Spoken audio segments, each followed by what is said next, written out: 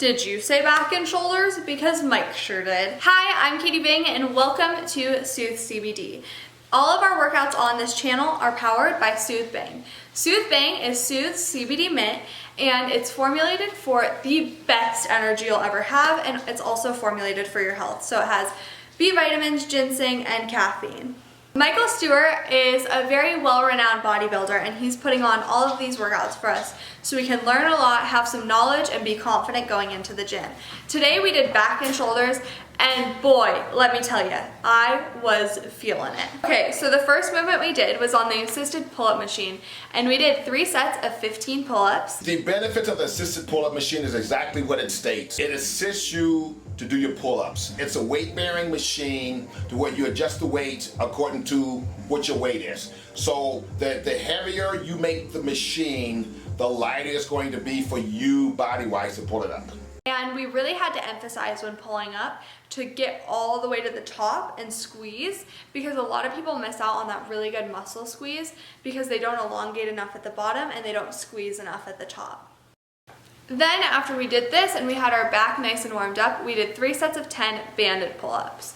Mike likes these a little bit more than the assisted pull-up machine just because you really have to focus on keeping your core tight and keeping yourself in the right position for the pull-up, and it's more natural and it's easier to switch from a banded pull-up to an actual pull-up without any help. You always have to focus more on the actual movement with the band and keeping your core tight. You absolutely do, right? Because with the band, that's what I'm saying. The band is the closest thing that you're going to do to a pull-up, to an unassisted pull-up by itself, okay? Without some creepy guy trying to stand behind you and spotting you, which don't ever let that happen either.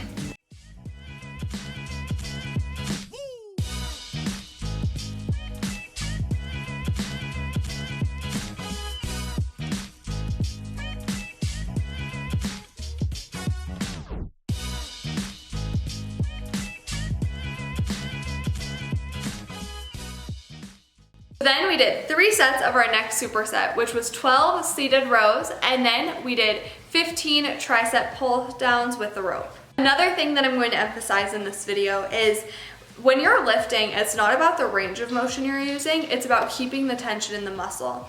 So the best way to lift is to keep the most tension in the muscle that you can. For the seated rows, you want to make sure that your core is tight, that you're not rolling your shoulders. You keep your shoulders back, your core tight, and everything follows. You want to really get that squeeze when you're giving back the little handle to the cable, but when you're coming back, you really want to pinch and hold for half a second every time with your lats.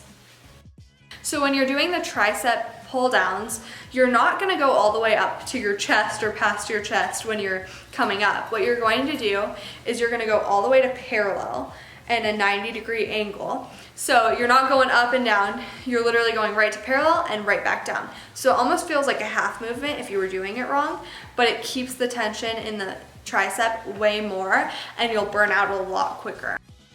Okay, our next superset was 12 lat pull downs and 15 tricep push downs. For lat pull downs, it is what it sounds like, you're pulling down, but you want to make sure you're really stretching at the top, you're getting that good stretch in, and then you're coming all the way down and feeling that pinch in your lat.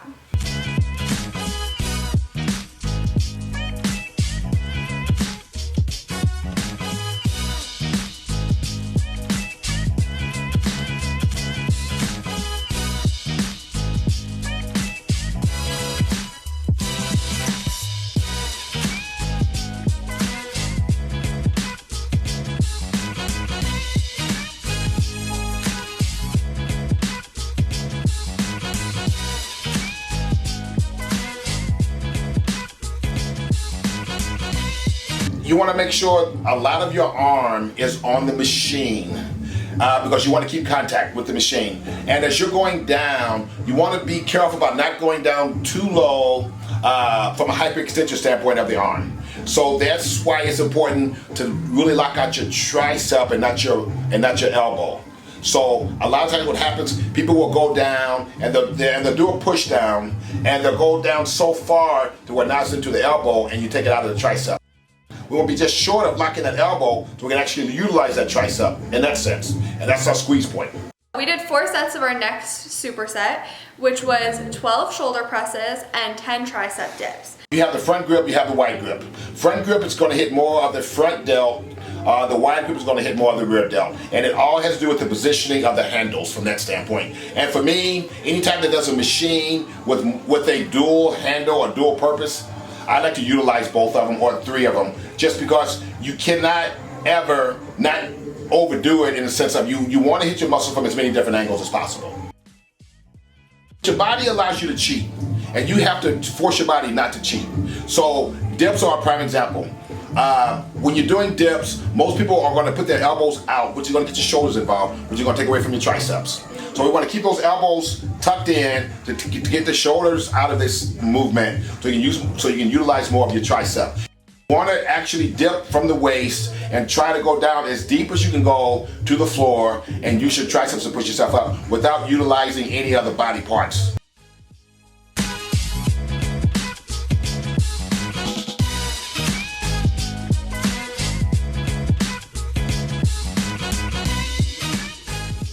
Okay, so as if we weren't already burned out enough, now we have a superset. So our first movement is a little confusing, but pay attention, you'll catch on quick. It is a static shoulder press. So first, you're gonna have both of your arms up in the air, and then you're gonna hold one arm up while you do 10 single arm shoulder presses. And then once you get done with that, you keep that arm up and do 10 on the other arm. And then to finish, you do 10 with both arms. It really does burn, so it takes a lot of mental toughness to get through. We want to keep the wrists nice and straight, we want to keep the elbows tucked in, and we want to come back to parallel each and every time. We don't want to get past the parallel mark because then that takes attention off the triceps. And then we did 15 bent over rows with each arm. The one thing we really focused on for the bent over rows is instead of going straight up, we almost pulled a little bit back and followed through our elbow, because this helps you get really that good squeeze in the lat and engage all of the lat that you would need to. For movements like the bent over rows, it's really easy to just be tense and really quick with the movement and jerk it.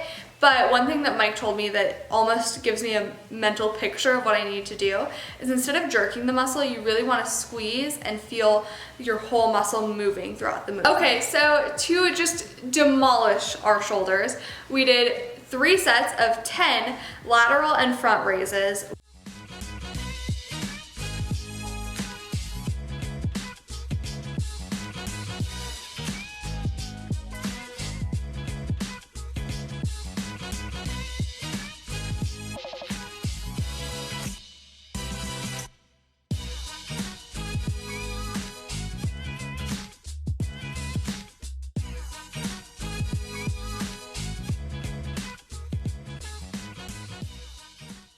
Everything else is straight.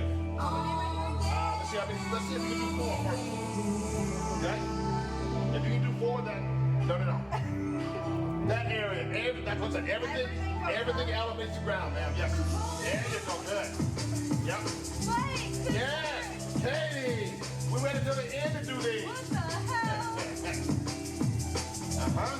Keep everything straight. There you go. Good. Okay, now one more thing. Don't touch the floor anymore. Let's go out. Okay, good. Give me one more. Touch the floor.